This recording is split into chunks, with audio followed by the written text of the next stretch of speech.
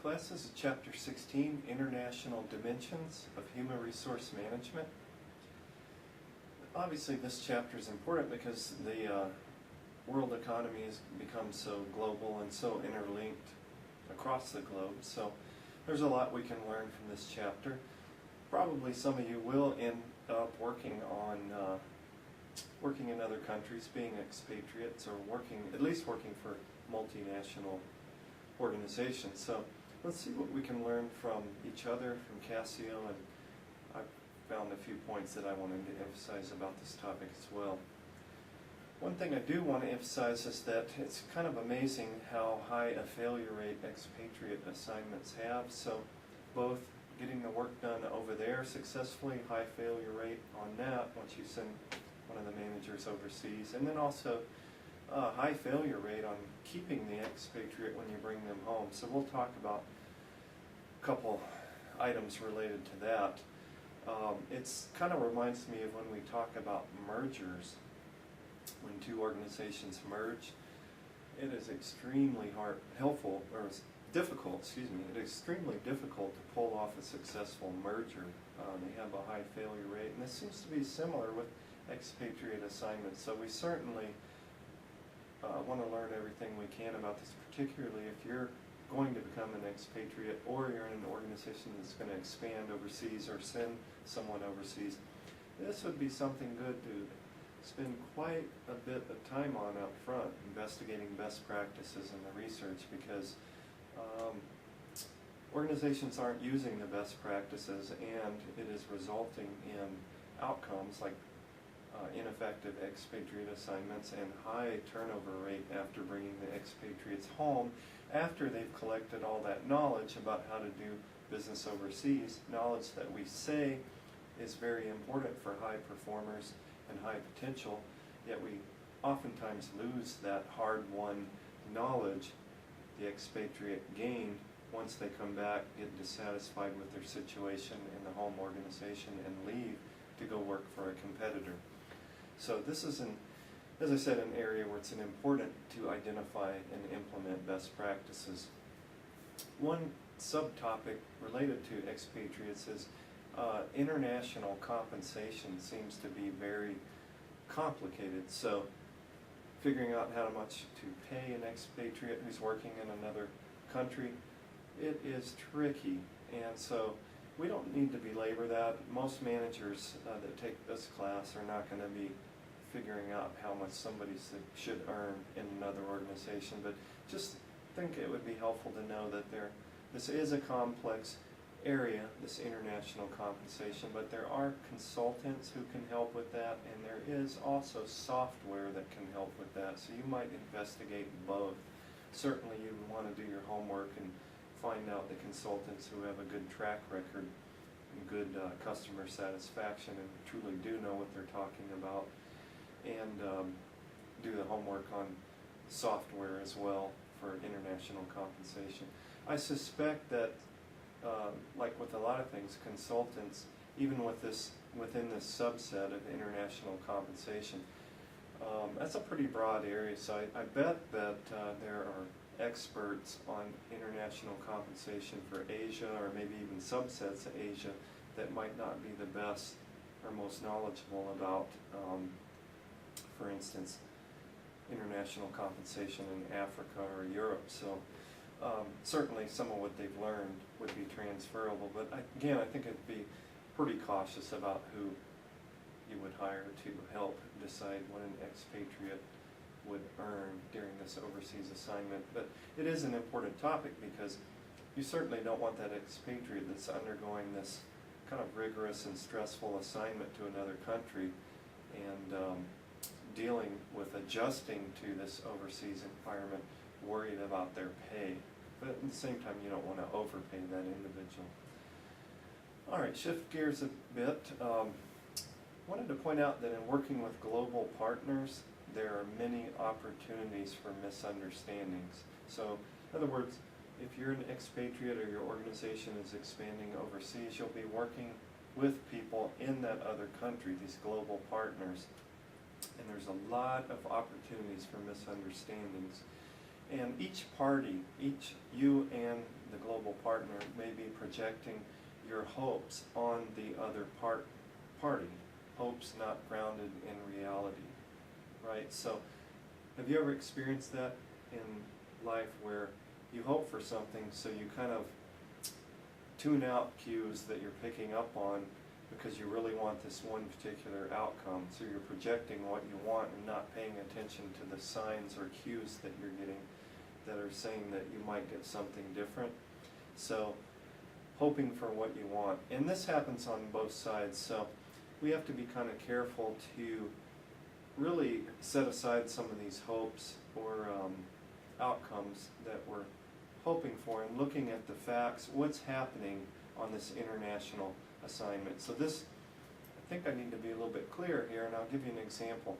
One study that I read, I'll quote, and this will make more sense about what I was just saying about the each party may be projecting their hopes on the other party, hopes not grounded in reality.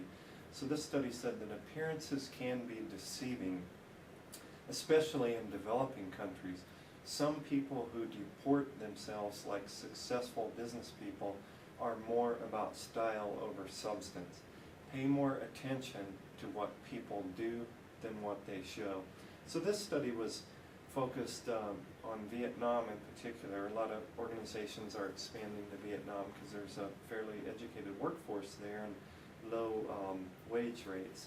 And this is a pretty good country to use as a case study, and they found that there are people that have nice cars, dress in nice business clothes, have good technology, the laptops and whatever else, high-tech things, and talk a good game about business and want to position themselves as either a manager in your expanding operation overseas or to help you as a consultant. But apparently a lot of these people, sometimes they don't have a whole lot to deliver in terms of knowledge, abilities, or work ethic. So sometimes in other countries the perception is, if I can make a living, I can dress nice, have a nice car, that's good enough. So sometimes style prevails over substance, and individuals are able to get away with that for quite some time. So you really need to dig deeper. What do people know if they're going to be a global partner? Evaluate these people carefully. What do they really know? What's their track record? What's their experience? And don't get misled. So along those lines, to avoid some of those pitfalls, it can be helpful to find a trustworthy cultural interpreter who can explain the reality. So what I'm referring to here is a cultural interpreter. That could be somebody from that other country who spent a lot of time in your country, who can help you translate what's really going on, help you figure out the cultural norms, how business is done in this country. Or it could be somebody from your country, your home country, that's been in that country a long time. Again, got to check these people out carefully. I just think really there's a lot of people that want to get their hands in your wallet, and you have to be careful about who you're hiring and who you're trusting. But I think these cultural interpreters that kind of understand a bit about your culture and a lot about the culture you're trying to expand into can be invaluable in avoiding some of the pitfalls. They can help you not have to learn everything the hard way. If you employ expatriates in your organization, you will need to update your organization and your knowledge on a number of topics. So I won't belabor all these topics because, again, you may not be in a position to need knowledge on all these topics, but just wanted to make you aware that there's quite a bit to sending an expatriate to another country, and a lot of homework will be needed beforehand. So some of the topics you would need to look into: how do you identify and select global expatriate managers? How do you identify people who would be a good fit for that position, and what processes, what selection methods do you use to pick the people or person that you will send? How do you train and develop these expatriate managers? How do you compensate them? We've already talked about how complicated that can be. How do you repatriate them? In other words, how do you bring them home?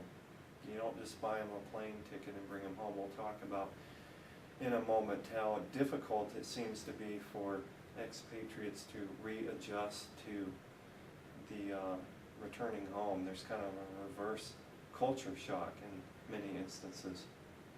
And then what works for expatriates in terms of performance appraisal?